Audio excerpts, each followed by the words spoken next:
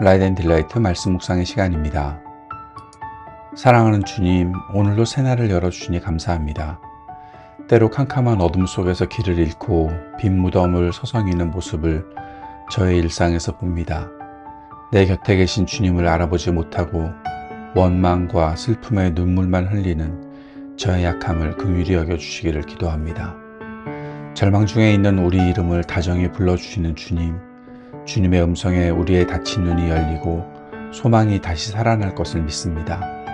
우리가 부활의 주님을 만나는 감격을 안고 살아가는 증인이 되게 하옵소서.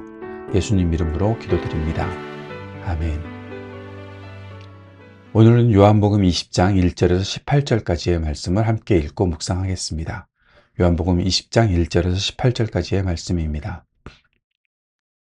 주간의 첫날 이른 새벽에 막달라 사람 마리아가 무덤에 가서 보니 무덤 어귀를 막은 돌이 이미 옮겨져 있었다. 그래서 그 여자는 시몬 베드로와 예수께서 사랑하시던 그 다른 제자에게 달려가서 말하였다. 누가 주님을 무덤에서 가져갔습니다. 어디에 두었는지 모르겠습니다. 베드로와 그 다른 제자가 나와서 무덤으로 갔다. 둘이 함께 뛰었는데 그 다른 제자가 베드로보다 빨리 달려서 먼저 무덤에 이르렀다. 그런데 그는 몸을 굽혀서 삼배가 놓여 있는 것을 보았으나 안으로 들어가지는 않았다. 시몬 베드로도 그를 뒤따라왔다. 그가 무덤 안으로 들어가 보니 삼배가 놓여 있었고 예수의 머리를 싸맸던 수건은 그 삼배와 함께 놓여 있지 않고 다른 곳에 따로 개켜 있었다.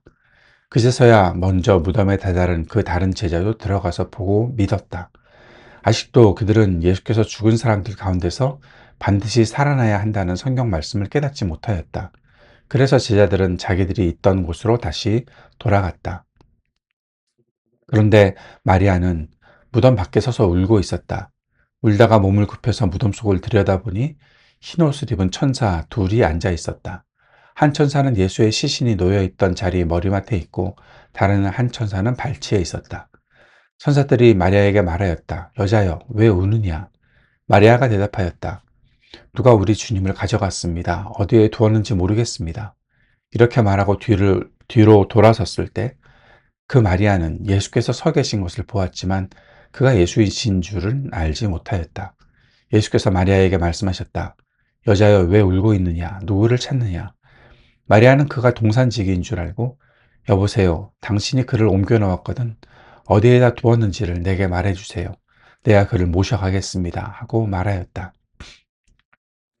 예수께서 마리아야 하고 부르셨다. 마리아가 돌아서서 히브리 말로 라브니 하고 불렀다. 그것은 선생님이라는 뜻이다. 예수께서 마리아에게 말씀하셨다. 내게 손을 대지 말아라. 내가 아직 아버지께로 올라가지 않았다.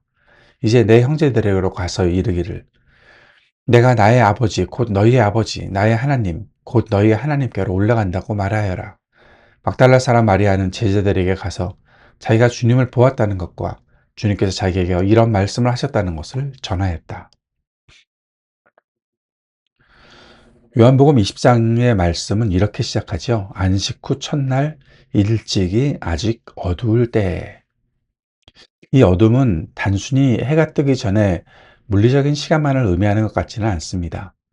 예수님을 십자가에서 잃어버린 제자들과 막달라 마리아의 마음속에 있는 깊은 절망, 희망이 모두 사라져버린 캄캄한 영적, 정서적 상태를 대변하고 있는 표현이라 생각합니다. 마리아는 그 짙은 어둠을 뚫고 예수님의 무덤으로 향합니다. 사랑하는 주님의 시신에 향유라도 발라드리고 싶은 슬프고도 간절한 마음뿐이었을 것입니다. 하지만 무덤에 도착한 마리아가 발견한 것은 치워져 있는 돌이었습니다. 그녀는 주님의 시신을 누가 훔쳐갔다고 생각하고 절망에 빠져서 베드로와 요한에게 달려가죠. 우리는 여기서 절망적인 상황 속에서 무너져 내리는 한 영혼의 모습을 봅니다. 우리 역시 삶 속에서 무덤 앞에 돌이 굴려진 것 같은, 내가 믿고 의지하던 것들이 송두리째 사라져버린 것 같은 빈 무덤의 상황을 마주할 때가 있습니다. 그럴 때 우리는 어떻게 반응하나요? 베드로와 요한을 먼저 보겠습니다. 베드로와 요한의 반응은 보았으나 아직 알지 못했다라는 말로 표현할 수 있겠죠. 마리아의 다급한 소식을 듣고 베드로와 요한이 무덤으로 달려갑니다. 아주 재미있게 보여지는 장면인데요. 요한이 먼저 도착했지만 주저하면서 밖에서 안을 들여다보기만 한다. 반면에 성격이 급한 베드로는 도착하자마자 무덤 안으로 쑥 들어간다. 어디서 많이 보던 장면 아닙니까? 예수님께서 대제사장의 뜰에 들어가서 신문을 받으실 때 요한과 베드로가 같이 가고 있었는데 요한은 그 집 안으로 쑥 들어가 버렸는데 베드로는 그 문 앞에서 주저하면서 들어가지 않고 있다가 예수님을 부인하게 되는 장면이 있었죠. 뭔가 그 장면이 역전된 것 같은 그러한 생각이 듭니다. 물론 여기서는 베드로가 성격이 급해서 먼저 들어간 것 같아 보이지만 좀 그 부분이 대조되면서 재밌게 느껴지는 장면입니다. 그들이 무덤 안에서 본 것은 흩어진 세마포, 머리를 쌌던 수건이 딴 곳에 둥글게 말려 있는 정돈된 모습이었다라는 거죠. 잘 개켜 있었다. 그런데 만약에 누군가 시신을 훔쳐갔다면 이렇게 수위를 정돈해 놓았을 리가 없지 않겠습니까? 이것이 명백한 부활의 증거 중 하나입니다. 성경은 8절에서 요한이 무덤에 들어가서 보고 믿었다라고 기록하고 있습니다. 보고 믿었다. 보고 믿었다. 뭘 믿었다는 건가요? 예수님의 시신이 없어졌다는 것을 믿은 건가요? 예수님이 부활하셨다는 것을 믿은 건가요? 부활의 증거로 보는 것이 맞겠죠? 그것을 보고 믿었다라고 표현하고 있으니까요. 그런데 안타깝게도 9절은 그들은 성경에 그가 죽은 자 가운데서 다시 살아나야 하리라 하신 말씀을 아직 알지 못했다라고 덧붙이고 있습니다. 지금 예수님께서 부활하신 것 같다라는 어떠한 뭔가 믿음, 거기까지 갔는지는 모르겠으나 예수님께서 말씀하셨던 것에 대해서는 기억도 하지 않고 알지 못하고 있다라는 그들의 상태를 말하고 있는 겁니다. 10절에 보면 이에 두 제자가 자기들의 집으로 돌아갔다라고 말하고 있죠. 여기에 우리의 모습이 있지 않습니까? 우리는 신앙생활을 하면서 예수님의 빈 무덤을 봅니다. 기적들의 증거를 봅니다. 때로는 그 일들을 교회 여러 곳에서 또 우리 신앙생활하는 여러 장소에서 확인하기도 합니다. 하지만 부활의 주님이 나의 삶을 완전히 뒤바꾸는 살아있는 말씀으로 다가오지 않을 때 우리는 그저 일상의 자리, 자기들의 집으로 돌아가 버리고 만다는 거죠. 변화없는 일상, 여전히 두렵고 막막한 현실로 발길을 돌리는 것입니다. 말의 슬픔을 보겠습니다. 무덤 곁에 서서 울고 있었다라고 말하고 있죠. 하지만 제자들이 모두 떠나버린 텅 빈 무덤 곁에 마리아는 홀로 남아서 떠나지 못하고 있었죠. 11절에 마리아는 무덤 밖에 서서 울고 있었다. 마리아가 돌아갈 집이 없어서 돌아가지 못한 것도 아니고 왜 그랬을까요? 그녀에게는 예수님이 전부였기 때문이 아니었을까요? 일곱 귀신 들려서 고통받던 자신을 살려주신 분, 자신의 인생에 빛을 비춰주신 예수님이 없다. 세상은 그녀에게 아무런 의미가 없었겠죠. 그녀는 눈물로 얼룩진 시야로 무덤 안을 들여다보고 천사들을 만납니다. 그리고 뒤로 돌이켜 예수님이 서 계신 것을 봅니다. 근데 놀랍게도 그녀는 부활하신 예수님을 알아보지 못했죠. 동산지기인 줄로만 착각했습니다. 왜 알아보지 못했을까요? 그녀의 눈이 눈물에 가려져 있었기 때문이기도 하지만 무엇보다 죽은 자들 가운데서 부활하실 예수님에 대한 믿음이 없었기 때문이 아닐까요? 그녀의 시선은 오직 잃어버린 시신, 즉 과거의 슬픔과 상실에만 갇혀 있는 것입니다. 우리도 때때로 깊은 슬픔과 고난 속에 있을 때 바로 우리 곁에 서서 우리를 바라보고 계신 주님을 알아보지 못할 때가 있잖아요. 주님 도대체 어디에 계십니까? 라며 원망 섞인 눈물을 흘릴 때 주님은 동산지기처럼 때로는 우연히 마주친 이유처럼 평범한 일상의 모습으로 우리 곁에 와 계실 때가 많이 있습니다. 나의 고정관념과 슬픔에 매몰되어서 부활의 주님을 오해하고 있지는 않은지 돌아보아야 하겠습니다. 여기에 전환점이 나타나죠. 내 이름을 부르시는 목자의 음성이 있다라는 겁니다.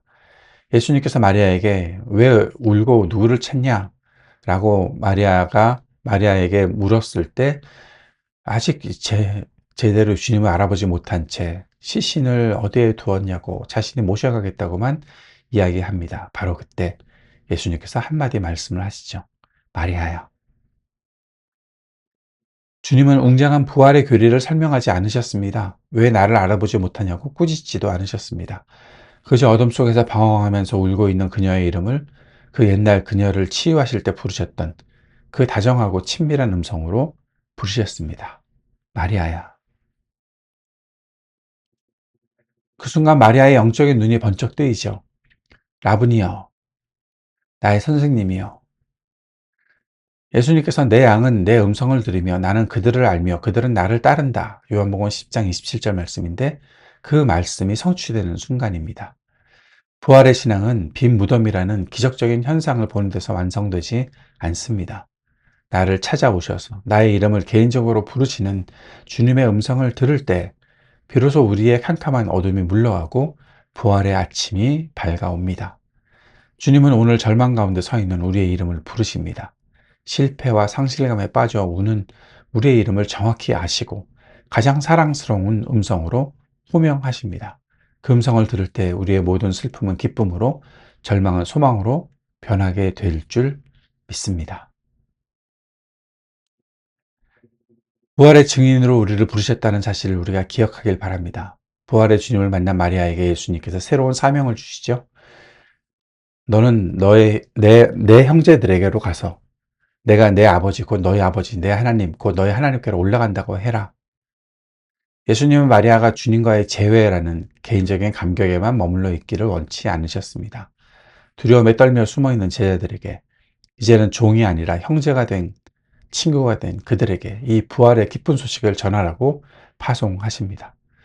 마리아는 슬픔의 눈물을 닦고 달려가 제자들에게 외칩니다. 내가 주를 보았다. 우리의 신앙은 빈 무덤을 확인하고 그저 자기 집으로 돌아가는 베드로와 요한의 자리에 머물러서는 안 됩니다. 무덤 곁에서 슬피 울던 마리아를 찾아와서 마리아야 하고 부르셨던 주님은 오늘 이 시간 우리의 이름을 부르고 계십니다. 그 주님의 음성을 듣고 나면 우리는 더 이상 빈 무덤가에 머물며 과거를 붙들고 울 필요가 없죠.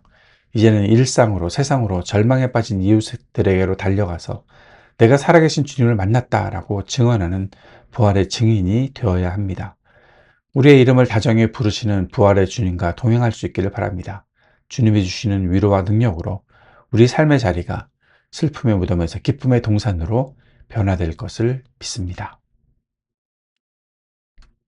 주님께서 가르쳐 주신 기도 함께 드리겠습니다. 하늘에 계신 우리 아버지, 아버지의 이름을 거룩하게 하시며 아버지의 나라가 오게 하시며 아버지의 뜻이 하늘에서와 같이 땅에서도 이루어지게 하소서.